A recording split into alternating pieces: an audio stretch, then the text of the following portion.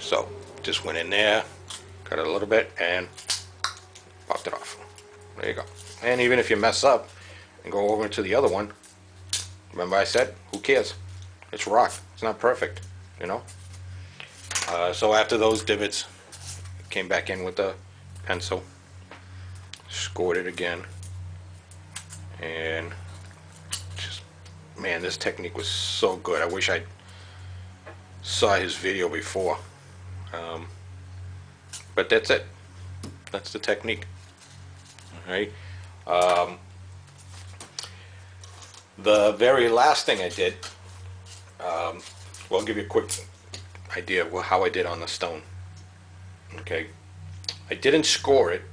What I did do with, well, I didn't score it with the knife.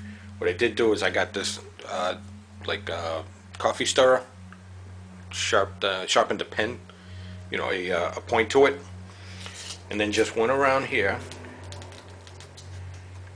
and drew in what I thought was going to be good rock patterns. I mean, I don't know if you can see that.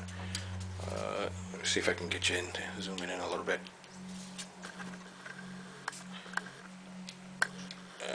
Yeah, it's all blurry, but you can see there. It's just, you know, whatever you want to do, however shape or form or whatever you want to do. And then I went back with that over it, you know, with the pencil, just to give it the depth, as you know I did it with this one over here. The very last thing I did was went out to my driveway and picked up one of these bad boys. That's right. It's just a rock. Yep, you can see. But yep, it's just a rock. And the only other thing I did,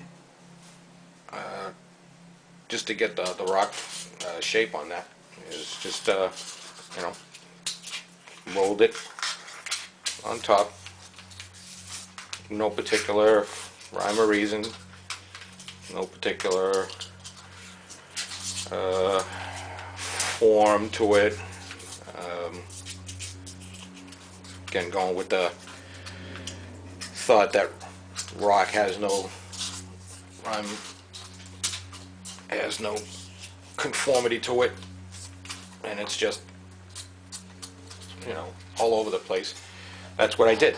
Just rolled that all over the place, and gives you this awesome rock texture.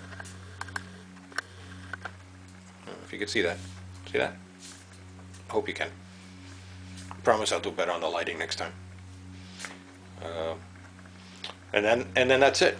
The very next few steps that I did was this was before I learned how to do that goop that Steve at Kamloopian and everybody else uses, but Steve at Kamloopian learned how to do that from him after, of course, watching videos after I started doing terrain building. But I didn't do a goop on this project. All I did was I made a at-home black wash. Made it at home, and with a big brush just black washed the whole thing.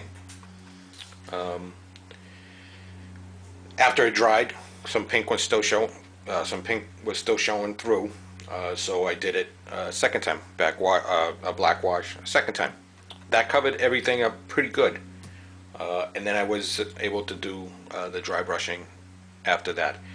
My dry brushing, when I do stone, I don't do the typical you know, gray that everybody else, you know, uses. This is country gray, just kind of a light gray. This is gray plum, which is what I used on the statue. But what I use, and I think it makes it look more rockish, is this, and it's it's sand, it's the same kind of paint, but it's sand, and that's what I use anyways. But that's it for my tutorial. Again, I mean, I'm no expert. I'm enjoying doing this. I hope to be as good as Terrain Noob and Terrainaholic, Rubbish In, Rubbish Out. All these great terrain builders that are in the community, and I'm just glad that some of you have accepted me into the community, and that some of you like my work. So I'm gonna do another tutorial on how to make the columns, and then on to my big project, which is a castle wall diorama, and I'll give you guys more of a hint on that one later on as I go on. So this is the first of many videos that I'm going to post, and that's it. I mean, I have no goodbye saying except goodbye, and I'll see you guys the next time.